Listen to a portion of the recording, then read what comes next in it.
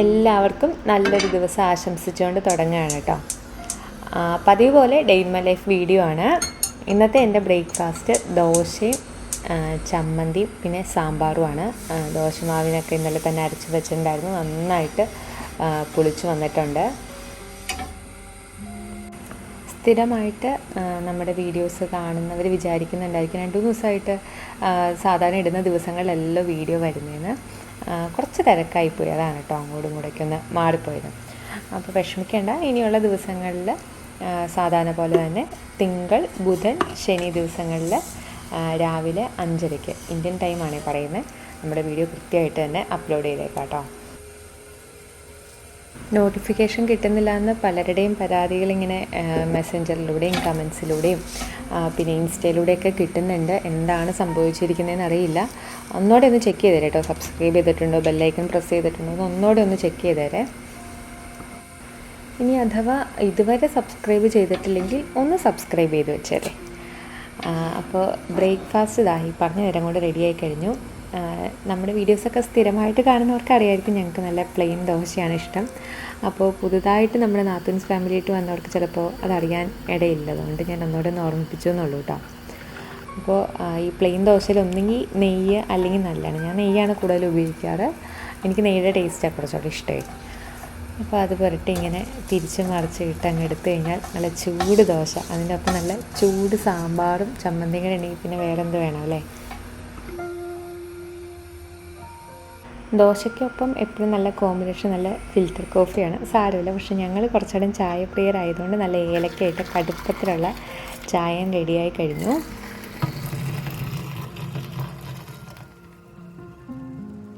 ഇന്നത്തെ ചമ്മന്തിക്ക് ചെറിയൊരു മോഡിഫിക്കേഷനുണ്ട്. തേങ്ങാ ചമ്മന്തി തന്നെ, പക്ഷെ നമ്മൾ അതിൻ്റെ അകത്ത് കുറച്ച് കാഷ്നട്ടും ഇഞ്ചിയും അതേപോലെ തന്നെ പച്ചമുളകും ചേർക്കുന്നുണ്ട്. പച്ചമുളക് അത്യാവശ്യം നല്ല എരിവുള്ള പച്ചമുളക് ഇടുന്നുണ്ട്. എരിവ് ഇച്ചിരി കൂടി നിൽക്കുന്നതാണ് ഈ ചമ്മന്തിയുടെ ഒരു പ്രത്യേകത. പിന്നെ ആവശ്യത്തിനൊപ്പം കുറച്ച് വെള്ളം ചേർത്തിട്ട് നന്നായിട്ടങ്ങ് അടിച്ചെടുക്കുകയാണ്. ഒരുപാടിങ്ങനെ വെള്ളത്തിലല്ല, ഇങ്ങനെ കുറച്ച് തിക്കായിട്ടുള്ള ചമ്മന്തിയാണ്. പിന്നെ ഇതിൻ്റെ അകത്ത് കടുക് താളിച്ചൊന്നും ഒഴിക്കുന്നില്ല, ഇതിങ്ങനെ തന്നെ കഴിക്കുന്ന ചമ്മന്തിയാണ്. ഇനി കടുക് താളിച്ചൊഴിക്കാം, അല്ലെങ്കിലും നല്ല ടേസ്റ്റ് തന്നെയാണ് കേട്ടോ. ചൂട് ദോശയും സാമ്പാറും അതൊരു എവർഗ്രീൻ കോമ്പിനേഷനാണല്ലേ. അപ്പോൾ എൻ്റെ സാമ്പാർ അത്ര പെർഫെക്റ്റ് ഒന്നുമല്ല കേട്ടോ, കാരണം എനിക്ക് കഷ്ണങ്ങളൊന്നും തന്നെ ഇവിടെ ഇരിപ്പുണ്ടായിരുന്നില്ല. കായും ഉരുളക്കിഴങ്ങും തക്കാളി മാത്രമേ ഉണ്ടായിരുന്നുള്ളൂ. അങ്ങനെയുള്ളപ്പോൾ ഞാൻ എന്ത് ചെയ്യുന്നു വെച്ചിട്ടുണ്ടെങ്കിൽ കടലപ്പരിപ്പാണ് എടുക്കുന്നത്. അതാകുമ്പോൾ കുറച്ചുകൂടെ വലിപ്പം ഉണ്ടാവില്ല, കുറച്ച് കഷ്ണങ്ങളുള്ള പോലെ തോന്നും. അങ്ങനെ ഞാനൊരു തട്ടിക്കൂട്ട് സാമ്പാറാണ് കേട്ടോ ഇതിനൊപ്പം ഉണ്ടാക്കി, എങ്കിലും നല്ലതായിരുന്നു.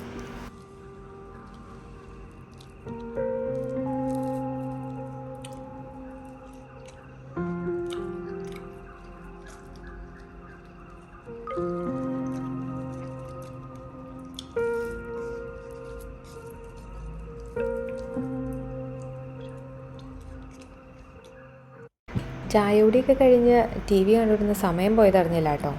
അപ്പോൾ പയ്യനി ഊണിൻ്റെ പരിപാടിയിലേക്ക് കിടക്കുകയാണ്. ഞാൻ പറഞ്ഞില്ലേ എൻ്റെ കയ്യിലധികം പച്ചക്കറി ഒന്നും തന്നെ ഇരിപ്പുണ്ടായിരുന്നില്ല. അപ്പോൾ ഞാൻ നോക്കിയപ്പോൾ കുറച്ച് സോയാബീൻ ഇരിപ്പുണ്ടായിരുന്നു. അതൊന്ന് ചൂടുവെള്ളത്തിലിട്ട് ഒരു അരമണിക്കൂർ കഴിഞ്ഞപ്പോഴേക്കും നന്നായിട്ട് അങ്ങ് വീർത്ത് വന്നു. അപ്പോൾ അതങ്ങ് വെള്ളം കളഞ്ഞങ്ങ് പിഴിഞ്ഞെടുത്തിട്ട് ഇനി കുറച്ച് ഉപ്പ് വെള്ളത്തിലങ്ങ് വേവിക്കാൻ കരുതി. അങ്ങനെ ചെയ്തിട്ടുണ്ടെങ്കിൽ ഇതിൻ്റെ പോർസൊക്കെ നന്നായിട്ടങ്ങ് തുറക്കും. അപ്പോൾ നമ്മൾ കറിയിലൊക്കെ ചേർക്കുമ്പോൾ മസാലയൊക്കെ അതിൻ്റെ ഉള്ളിലേക്ക് പിടിക്കാൻ നല്ലതാണ്.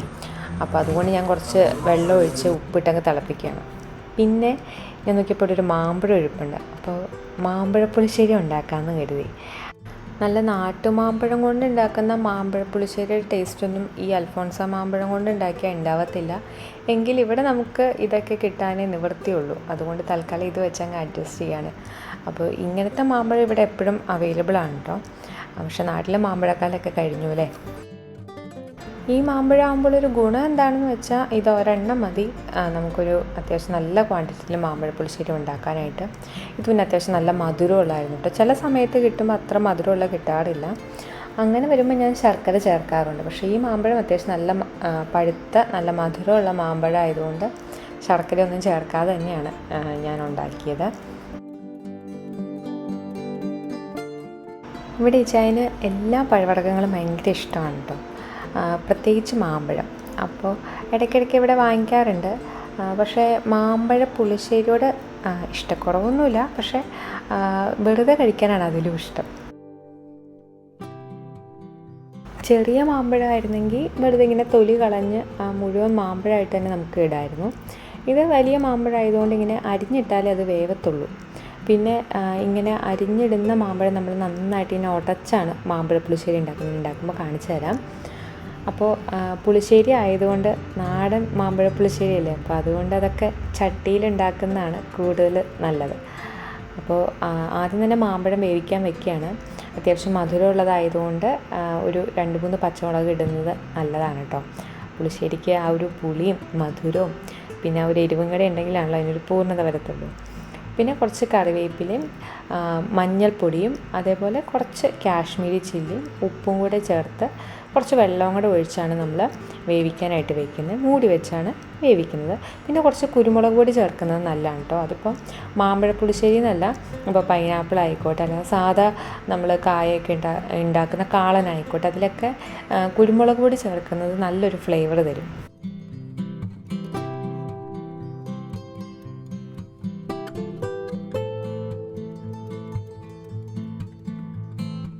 അങ്ങനെ മാമ്പഴം വേവിക്കാൻ വെച്ചു, അരി അടുപ്പത്തിട്ടു. നമ്മുടെ സോയാബീൻ നന്നായിട്ട് ആ വെള്ളമൊക്കെ നന്നായിട്ട് കുടിച്ചു കേട്ടോ. അപ്പോൾ നന്നായിട്ട് വെന്ത് വന്നിട്ടുണ്ട്. അപ്പോൾ അതൊരു പാത്രത്തിലേക്ക് മാറ്റാം. ഇനി ആ പാനിൽ തന്നെയാണ് നമ്മുടെ സോയാബീൻ നമ്മൾ റോസ്റ്റ് പോലെയാട്ടോ ഉണ്ടാക്കുന്നത് സോയാ ചങ്ക്സ്. അപ്പോൾ അതിന് വേണ്ടിയിട്ട് ആ പാനിൽ എണ്ണ ഒഴിച്ച് സവാള വഴറ്റി അതിലേക്ക് പച്ചമുളകും ചേർത്തിട്ടാണ് വഴറ്റുന്നത്. അപ്പോൾ ഉപ്പ് ഞാൻ ആദ്യമേ ചേർക്കുന്നില്ല. സാധാരണ നമ്മളെപ്പോഴും പറയില്ല ഉപ്പ് ചേർത്താൽ പെട്ടെന്ന് വഴണ്ട് കിട്ടുന്നു. പക്ഷേ എനിക്ക് തോന്നുന്നു ഉപ്പ് ആദ്യമേ ചേർക്കാതെ സവാള ഒന്ന് വഴണ്ട ശേഷം ഉപ്പ് ചേർക്കുകയാണെങ്കിൽ ശരിക്കും കുറച്ചുകൂടി ടേസ്റ്റ് നല്ല വ്യത്യാസമുണ്ട്. നിങ്ങളൊന്ന് ട്രൈ ചെയ്ത് നോക്കട്ടോ. നമ്മുടെ പുളിശ്ശേരിക്ക് വേണ്ടിയിട്ട് തേങ്ങയും അതേപോലെ തന്നെ ജീരകവും കൂടെ ഇട്ടിട്ട് നന്നായിട്ടൊന്ന് മിക്സിയിലൊന്ന് അടിച്ചെടുക്കും. അതിന് ശേഷം അതിലേക്ക് നമ്മുടെ തൈര് ചേർത്ത് കൊടുത്ത് ഒന്നുകൂടെ നന്നായിട്ട് അടിക്കും. ആദ്യമേ തൈര് ചേർത്ത് അതിൻ്റെ അകത്ത് അടിക്കുമ്പോൾ അത് വലിയ ജാറല്ലേ, ചിലപ്പോൾ നന്നായിട്ട് തേങ്ങ അടഞ്ഞ് കിട്ടണമെന്നില്ല. ചെറിയ ജാറിലിട്ട് നമ്മൾ ഇത്രയും അളവിൽ അടിക്കുമ്പോൾ അത് തെറിച്ച് പോകാനും ചാൻസ് ഉണ്ട്. അതുകൊണ്ടാണ് അങ്ങനെ രണ്ടായിട്ട് അടിച്ചത് കേട്ടോ. അപ്പോൾ ഇതിനിടയിൽ മാമ്പഴം ഒന്ന് ഇളക്കി കൊടുക്കാൻ മറക്കണ്ട. അതേപോലെ സവാള ഒന്ന് വഴറ്റി കൊടുക്കാനും. അടി പിടിക്കാതെ നോക്കണമല്ലോ. അടി പിടിച്ച് കഴിഞ്ഞാൽ പിന്നെ ആ കറിയുടെ ടേസ്റ്റ് മൊത്തത്തിൽ മാറും. അപ്പോൾ ഉള്ളിയൊക്കെ നന്നായിട്ട് വഴണ്ട് വന്നു കഴിഞ്ഞപ്പോൾ അതിലേക്ക് പൊടികൾ ചേർക്കുകയാണ്. മഞ്ഞൾപ്പൊടിയും മുളക് പൊടിയും പിന്നെ മല്ലിപ്പൊടിയും, ഈ 3 പൊടികൾ മാത്രമേ ചേർക്കുന്നുള്ളൂ. വേണമെങ്കിൽ മീറ്റ് മസാലയും ചേർക്കാം. അപ്പോൾ എൻ്റെ കയ്യിൽ മീറ്റ് മസാല ഇരിപ്പുണ്ടായിരുന്നില്ല, അതുകൊണ്ട് ഇത് 3ആണ് ചേർത്തത്. നന്നായിട്ടൊന്ന് വഴറ്റി ആ പൊടികളുടെ പച്ചമണമൊക്കെ മാറിക്കഴിഞ്ഞ ശേഷം നമുക്ക് അതിൻ്റെ അകത്തേക്ക് അരിഞ്ഞു വെച്ചിരിക്കുന്ന തക്കാളി ചേർത്ത് കൊടുക്കാം. ഓരോ പ്രാവശ്യം ഈ പുളിശ്ശേരിയുടെ മൂടി ഒന്ന് തുറക്കുമ്പോഴും മണമുണ്ടല്ലോ, അതുമാത്രം മതി ഒരു പറ ചോറുണ്ണാനായിട്ട്. തക്കാളിയൊക്കെ വെന്തുടഞ്ഞ് തുടങ്ങി, ആവശ്യത്തിന് ഉപ്പ് ചേർക്കുകയാണ് കേട്ടോ. അതേപോലെ നമ്മുടെ മാമ്പഴം നന്നായിട്ട് വെന്തു. ഞാൻ നന്നായിട്ട് ഉടച്ചു കൊടുത്തിട്ടുണ്ടായിരുന്നു തവിയുടെ പുറകുവശം വെച്ചിട്ട്. അപ്പോൾ ഇനി ഇതിലേക്ക് അരപ്പ് ചേർക്കുകയാണ്. നമ്മുടെ തൈരും തേങ്ങയൊക്കെ കൂടി അരച്ചില്ലേ, അതൊന്ന് നന്നായിട്ട് ഇളക്കി യോജിപ്പിച്ചിട്ട് ഇനി അതൊന്ന് തിളയ്ക്കണം. ആ ഒരു തേങ്ങയുടെ ഒരു പച്ച രുചിയുണ്ടല്ലോ, ആ ഒരു ടേസ്റ്റ് മാറുന്നിടം വരെ നന്നായിട്ട് അങ്ങ് തിളയ്ക്കട്ടെ.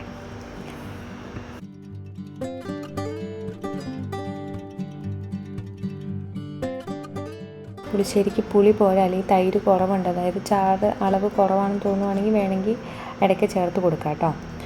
തക്കാളിയൊക്കെ നന്നായിട്ട് വഴണ്ട്, ഉള്ളി ഏതാ തക്കാളി ഏതാണെന്ന് അറിയാൻ പാടില്ലാത്ത രീതിയിൽ വഴണ്ടി വന്നിട്ടുണ്ട്. ഇനി നമുക്ക് ഇതിൻ്റെ അകത്തേക്ക് ആദ്യം വേവിച്ച് വെച്ചിരുന്ന ആ ഒരു സോയാ ചങ്ക്സിലേക്ക് ചേർത്ത് കൊടുക്കാം.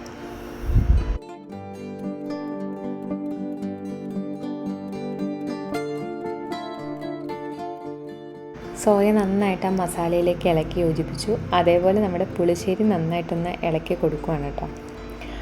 അപ്പോൾ ഇനി ആ സോയയിലേക്ക് നമുക്ക് കുറച്ച് ടൊമാറ്റോ കെച്ചപ്പ് ചേർത്ത് കൊടുക്കാം. അങ്ങനെ ചേർക്കുമ്പോൾ ആ ഒരു പുളി പുളി ഒരു മധുരം കൂടെ വരികയും ചെയ്യും. പിന്നെ കളറും കുറച്ചുകൂടെ നല്ലൊരു റെഡ് കളറിലേക്ക് നമ്മുടെ കറി മാറുകയും ചെയ്യും.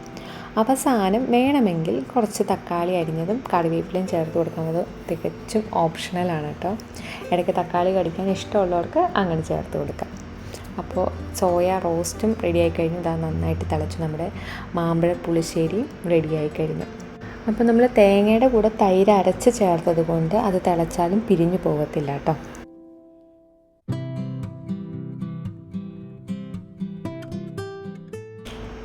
പുളിശ്ശേരിയുടെ അവസാന ഘട്ടത്തിലേക്ക് കടക്കാൻ പോവുകയാണ്. താളിച്ച് ചേർക്കാറായി. അപ്പോൾ അതിനു വേണ്ടി എൻ്റെ സ്ഥിരം കടുക് താളിക്കുന്ന കുഞ്ഞിപ്പാത്രം. ഇത് ഒരുപാട് പേര് നമ്മുടെ അടുത്ത് പാനിൻ്റെ കാര്യം, ഏതൊക്കെ പാനാണ് ഉപയോഗിക്കുന്നത്, അതിൻ്റെ ലിങ്ക് തരാമോ എന്ന് പലരും കമൻസിലൂടെ ചോദിച്ചിട്ടുണ്ടായിരുന്നു. അതിനെക്കുറിച്ച് ഓൾറെഡി ഒരു വീഡിയോ ഞാൻ ചെയ്തിട്ടുണ്ട്. ഞാനും ചേച്ചിയുടെ വെസൽസിനെ കുറിച്ച് ചേച്ചിയും ഒരു വീഡിയോ ചെയ്തിട്ടുണ്ട്. അതിൻ്റെ ലിങ്ക് ഞാൻ ഡിസ്ക്രിപ്ഷൻ ബോക്സിൽ ഇട്ടേക്കാം കേട്ടോ. സാധാരണ താളിക്കുമ്പോൾ തന്നെ കടുകും ഉലുവയും കറിവേപ്പിലും വറ്റൽമുളകും മാത്രമേ ചേർക്കുന്നുള്ളൂ. ചെറിയ ഉള്ളി ചേർക്കുന്നില്ല കേട്ടോ. സാധാരണ നമ്മുടെ സദ്യക്കൊക്കെ ഉള്ളി താളിച്ച് ചേർക്കാറില്ല എന്നാണ് പറഞ്ഞു കേട്ടിട്ടുള്ളത്. അതുകൊണ്ട് തൽക്കാലം ഞാൻ ഇതിൻ്റെ അകത്ത് ഉള്ളി ചേർക്കുന്നില്ല.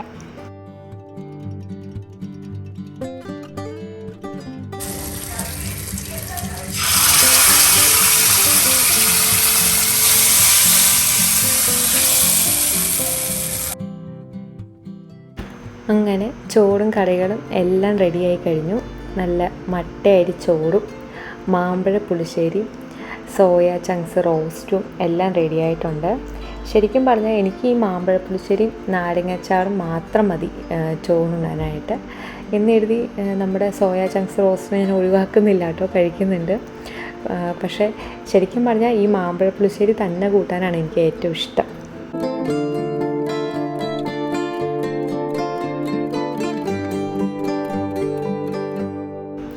ഇനി ഇതൊരു പിടിക്കട്ടെ കേട്ടോ.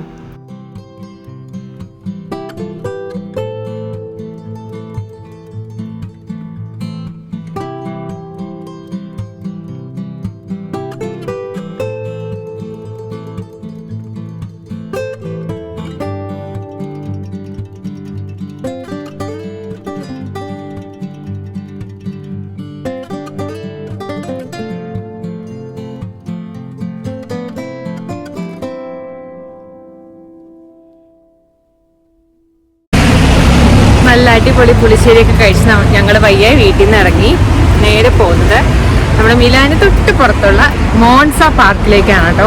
വളരെ വിശാലമായി ഏക്കറുകളോളം കിടക്കുന്ന പാർക്കാണ്. അപ്പോൾ ഞങ്ങൾ മാത്രമല്ല, ഞങ്ങളുടെ കൂട്ടുകാർ ഉൾപ്പെടെ കുറേ പേരുണ്ട്, 10-12 പേരുണ്ട്.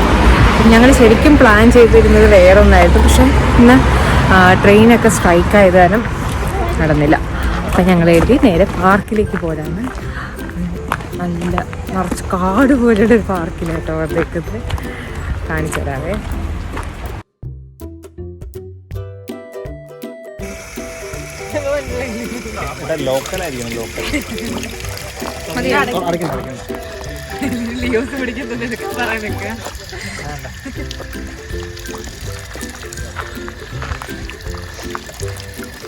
മതിയാവുന്നില്ല പക്ഷെ അങ്ങനെ കുടിച്ചിട്ട് വീണ്ടും വീണ്ടും കുടിക്കാൻ തോന്നുന്നു.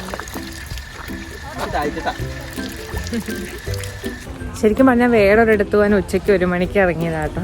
പക്ഷെ നമ്മൾ പ്ലാനൊക്കെ ചേഞ്ച് ചെയ്ത് ഇവിടെ എത്താൻ ഏകദേശം ഇപ്പോൾ ഒരു 4 മണിയാവാറ്. ഇപ്പം രാവിലെ ഉച്ചയ്ക്ക് ആ പുളിശ്ശേരിയൊക്കെ കഴിച്ചിട്ട് ഇറങ്ങിയതല്ലാതെ വിശന്ന് തുടങ്ങി. അപ്പോൾ ഇവിടുന്ന് വെള്ളം കുടിക്കാമെന്ന് കരുതി. പിന്നെ നമ്മൾ ഈ കാട്ടിലൂടെ പയ്യെ അങ്ങനെ അങ്ങ് നടക്കുക.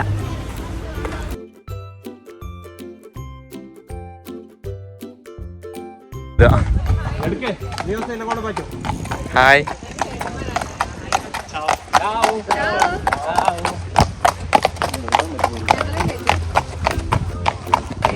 എന്തോ വലിയ കുതിരടാവേ. ഞങ്ങൾ ഇതിനു മുമ്പ് ഈ പാർക്കിൽ വന്നിട്ടുണ്ട്. പക്ഷെ ആദ്യമായിട്ടാണ് ഇതേപോലത്തെ കുറച്ച് റൈഡുകളും കാര്യങ്ങളൊക്കെ ഇവിടെ കാണുന്നത്. കുറച്ചുകൂടെ ഞങ്ങൾ വന്നത് ഒരു 2-3 കൊല്ലം മുമ്പ്. അതോടുകൂടി ഇപ്പോൾ ഇത്രയും നാളായില്ല, കുറേ മാറ്റങ്ങളൊക്കെ വരുത്തിയതായിരിക്കാം അവർ. ഇവിടെ നമുക്ക് ഞാൻ കഴിഞ്ഞ വീഡിയോയിൽ പറഞ്ഞ പോലെ ഇലക്ട്രിക് സ്കൂട്ടറുകൾ ഇതേപോലെ നമുക്ക് പബ്ലിക്കായിട്ട് എല്ലാവർക്കും യൂസ് ചെയ്യാവുന്ന ആപ്പ് യൂസ് ചെയ്തിട്ട് നമുക്ക് ഓപ്പൺ ചെയ്യാവുന്ന ഇലക്ട്രിക് സ്കൂട്ടറുകളും ഇവിടെ അവൈലബിൾ ആയിരുന്നു. അപ്പോൾ അതെടുക്കുകയാണെങ്കിൽ ഇത് വലിയ പാർക്കാണ്. അപ്പോൾ ഞങ്ങൾ 2-3 അതെടുത്തു. പിന്നെ ഈ ഒരു ഇതിനെ എന്തെന്നാ പറയുക, ഇതൊരു ടൈപ്പ് ഓഫ് സൈക്കിളാണ്. നമ്മൾ 2 പേരിരുന്ന് ചവിട്ടണം. സ്റ്റിയറിങ്ങിൻ്റെ കൺട്രോൾ പക്ഷേ ലെഫ്റ്റ് സൈഡിലിരിക്കുന്ന ആൾക്ക് മാത്രമേ ഉള്ളൂ. അപ്പോൾ ഞങ്ങൾ 3 പേര് കൂടി അത് ചവിട്ടുന്നുണ്ട്. 3 പേർക്ക് യാത്ര ചെയ്യാവുന്ന ആണിത്.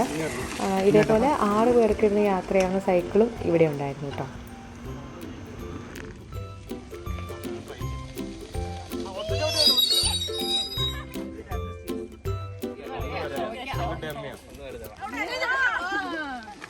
Papa!